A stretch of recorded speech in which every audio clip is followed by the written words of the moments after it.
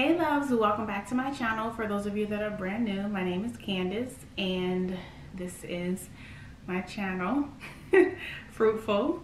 And this week I decided to do a kind of like a chit chat, get ready with me Q&A all in one. I get a whole lot of questions and most of the time I get the same questions. People email me or DM me, so I just kind of took some of the most common questions that I get and I'm going to answer them kind of while I'm getting dressed, doing some makeup. You guys don't mind my hair. We're actually taking my maternity photos this week, so I twisted my hair so that I could have a twist out. So I just got a whole bunch of little twists in my hair, so that's why I'm sitting here looking a little crazy. But yeah, so I have like maybe 9 or 10 questions that I'm going to answer while I'm getting dressed. So I'm just going to get right into the video. The first question, and I have my mirror over here if you guys see me like looking over there. The first question that I get asked a lot is, what the heck does bubs mean? Where did I get that from? So if you guys have watched any of my videos, you noticed that when I refer to the baby, I call her Bubs. And that is because when we first transferred our embryo, we knew the gender. And so I didn't want to say accidentally like he or she, or you know, him or her. So I wanted to think of a name that I could use that I wouldn't slip up and say what the baby was. So when we got the picture of our embryo after our transfer, there were like it was like a bunch of little bubbles, and I just chose the name Bubs because it was short for Bubbles, and it just kind of stuck. And now everybody, like my family, everybody calls her Bubs, and I don't know if it'll be like a name that we'll continue to call her when she's born, but that's pretty much where I got Bubs from. And it just stuck and I like it. I think it's cute. And yeah. So the next question I get asked a lot is, does Bubs actually have a name? Like, have we chosen a name for her? Which we have.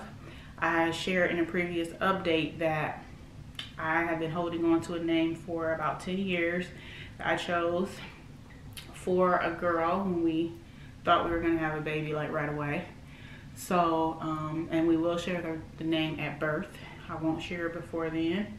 And she has a first name and a middle name that we have agreed upon, and it's just a name that's very special. It's very sentimental because I have been holding on to it for so long, and even on the days and months and years when I didn't think it would ever happen for us, I was still holding on to that name. And so now I'm gonna have the opportunity to use a name that I've been holding on to. It does, you know, it just has a really special meaning. So she does have a name. So the next question is, how did I stay encouraged for so long being a Christian, waiting on a journey to get pregnant? And I actually get this question a lot. People always ask me, how do I stay encouraged? And I don't want to even pretend like for this whole 10 years I was just like so encouraged and my faith was like so high. I mean, I had moments of doubt and moments where I questioned God. I was angry. I didn't want to pray anymore. I didn't want to read my Bible. I didn't want to read my devotions, because as a Christian, you know, you feel like you're doing all the right things, you're trying to live a certain kind of lifestyle, and you're praying for this one thing that you're supposed to be able to have easily, and it's not happening. I don't know if I'm supposed to be telling y'all what I'm using. I'm bad at this, but I use Bare Minerals products pretty much. So it is very difficult. It was difficult, and then, you know, I had some times where I felt like my faith was just like really strong, and then I had other times where I just felt like I just wanted to quit and I wanted to give up. So I would say how I stayed encouraged was just pushing through, even in those times where I didn't feel like praying, or I didn't feel like reading my Bible. I just kept pushing through. I kept finding ways to encourage myself with inspirational speakers, reading new devotions, surrounding myself with people who constantly lifted me up and told me, you know, reminded me of the promises of God. And I think that's how I really got through it. And in those moments when I've had the seasons of feeling like quitting, feeling like it will never happen, you know, I just kind of let myself like have those moments, because I don't even think it's humanly possible for anybody to just be strong all the time, every day, for extended periods of time. Like we I think as humans, we're gonna feel weak at certain times, and I think that that's okay. But I just didn't allow myself to stay in that like weak state, and just constantly encourage myself with you know, Christian music, scriptures, devotions, whatever I could find that could help me. So I think that's really it.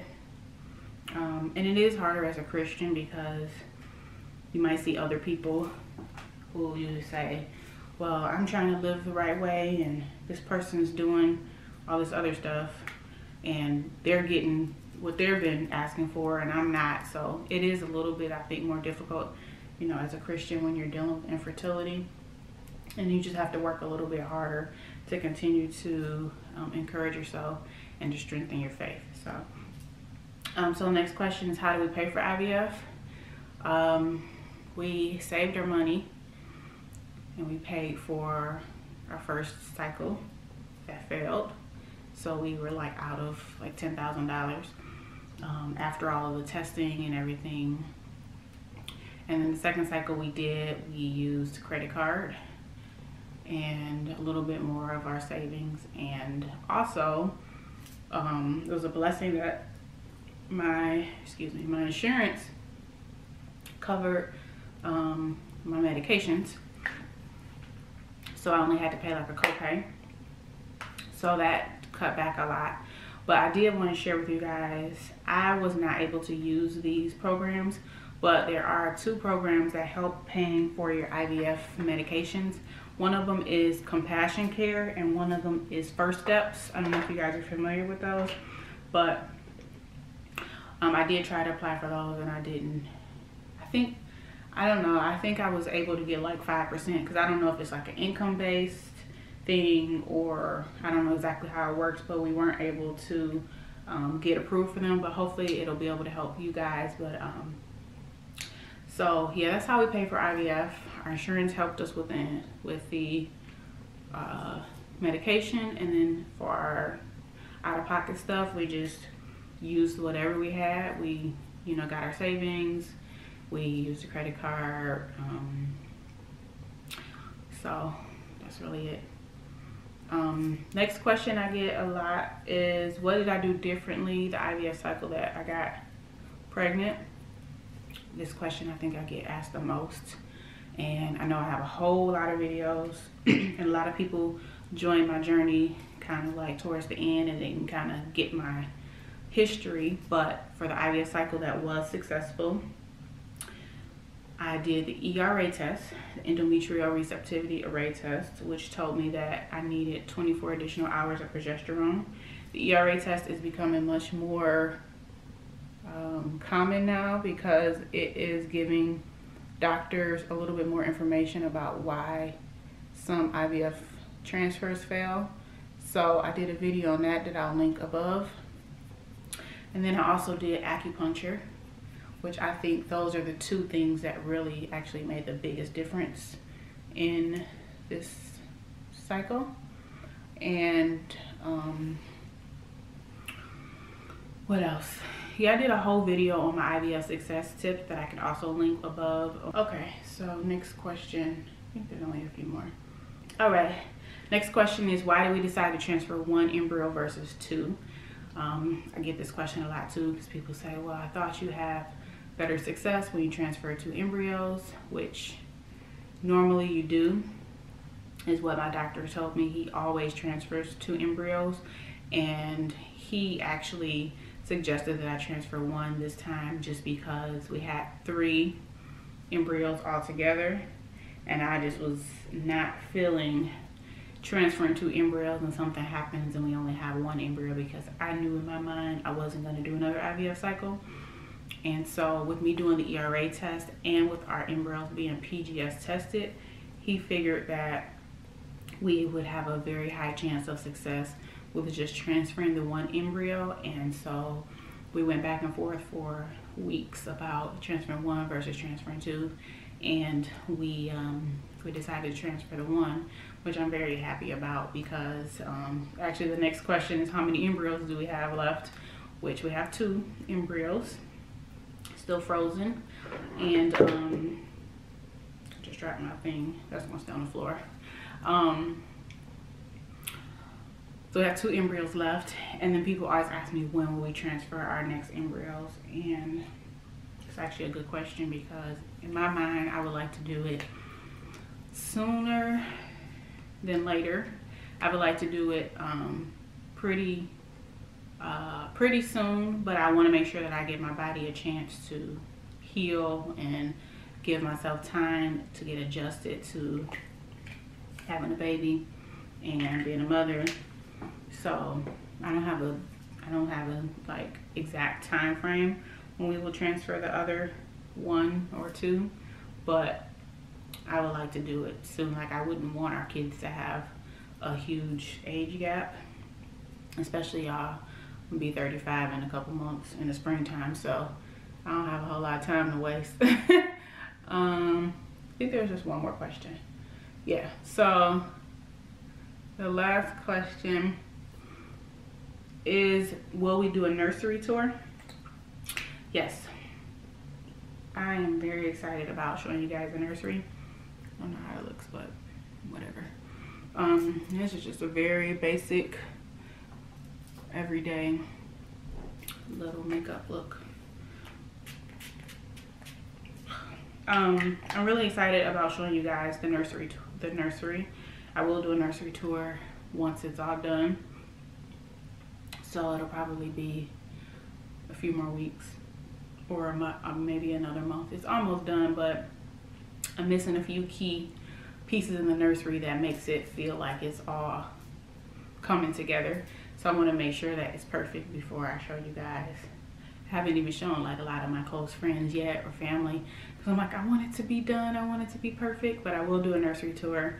I will show you guys the baby's nursery that I've been working on, and I think that's it. So I think that's the end of the video. I am done getting dressed. That's about as much makeup as I'm gonna put on. Oh, I forgot my mascara. Oh, the belly's in the way. I'm gonna try to bend over and get stuff. So usually when I drop stuff, I just leave it on the floor, and then Tim will be like, oh, you dropped this on the floor. And then I'll be like, oh, did I? I didn't know. I'll be like, I dropped that? Oh, thank you. Knowing it was down there the whole time and knowing I wasn't gonna pick it up. Yeah, I forgot my mascara. But yeah, so that's the end of the video. I hope you guys enjoyed this little chit chat.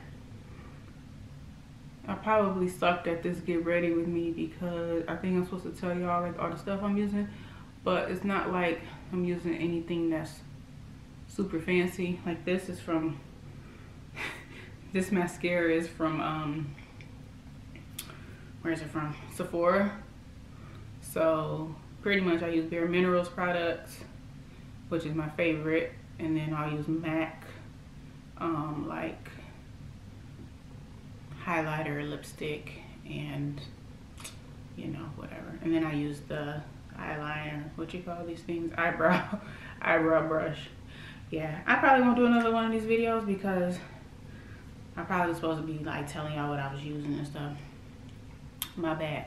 So anyway, thank you guys so much for watching my video. I hope you guys enjoyed this little chit chat and hearing my answers to some of the questions that I am asked the most. I'll be back next time with another pregnancy update next week to let you guys know how weeks 31 and 32 have been going. Thank you guys so much for following along on my journey with me. If you're not yet subscribed, please be sure to hit that subscribe button down below so that you don't miss any of my updates. And of course, if you want to get in touch with me, all of my contact information is listed down below in the description box. And I want to thank you guys so much. Have an amazing week. Bye.